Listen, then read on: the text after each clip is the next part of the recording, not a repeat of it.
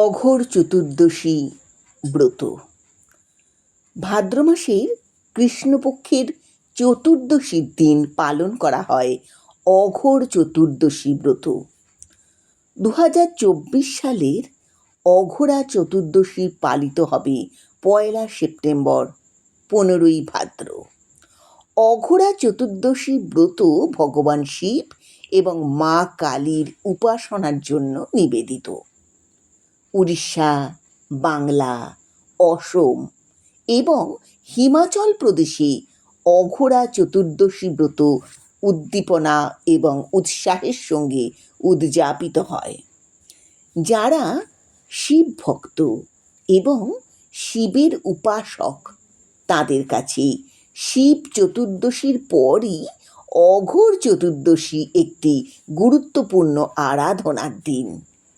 এই দিন নিষ্ঠা ভরে ভগবান শিবের পুজো করলে ভগবান শিব অত্যন্ত সন্তুষ্ট হন এবং মনস্কামনা পূর্ণ হয়। যারা অঘোর শিবের উপাসক তারা অঘোরী নামে পরিচিত। এরা অঘোর মন্ত্রে দীক্ষিত হয়ে থাকেন। তাদের তান্ত্রিকও বলা হয়। ভগবান শিবকেও তন্ত্রের জনক বলা হয়। যারা সিদ্ধ ভক্ত তারা হলেন অঘোরী যোগী। তারা অঘোর চতুর্দশীতে শ্মশানে শিব পুজো করেন। একবার দেবাদিদেব মহাদেব কৈলাসে দেবী পার্বতীকে বলেছিলেন, তুমি আমার প্রিয়তমা, তাই হে দেবী একটি সর্বশ্রেষ্ঠ ব্রতের কথা তোমাকে বলছি। ভাদ্র মাসের কৃষ্ণপক্ষের চতুর্দশীকে অঘোর চতুর্দশী বলে। ওই দিন আমার পুজো করলে নরক দর্শন করতে হয় না। অঘোরা শিব হল ভগবান শিবের এক উগ্র রূপ।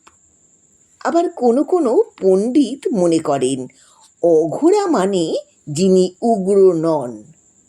শতরুদ্র সংহিতা গ্রন্থে বলা আছে এই শুভ দিনে মহানিশায় পঞ্চমুখ শিবের পুজো করা হয়।